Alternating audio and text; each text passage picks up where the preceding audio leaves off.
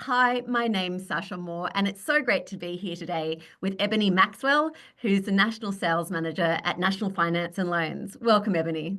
Hi Sasha, how are you?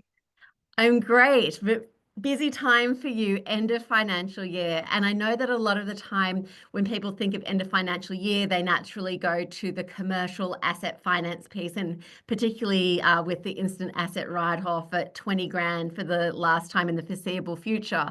But we were talking in particular at the recent personal lending webinar that right now is also a really busy time for consumer personal lending. So I was just wondering if you could just take us through what trends you're noticing at the moment, and in particular, what's really ramping up in that end of financial year piece. Absolutely. I think it's a little bit different because when you're dealing with commercial, there's always spikes when it comes to that, but when it comes to personal and consumer, there is no spikes. So it's just continuous.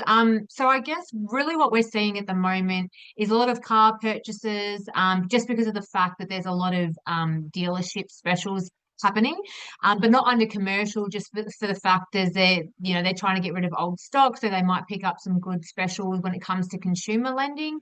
A lot of debt consolidation, so people have personal loans or a lot of the buy now, pay later type of cards and credit cards that they really want to consolidate into one payment just to kind of free up a lot of some more space because I think when we were speaking to Bianca from Fintelligence the other day, she was saying, is it eat or heat? So people are choosing potentially one or the other. So debt consolidation will still always remain quite high. And I think a lot of the times is there are so many more competitive lenders out there that you can actually get quite a discount on your current rate. So there are kind of like massive savings. As always, there's medical, dental, home renos. So yeah, you name it, we've seen it all.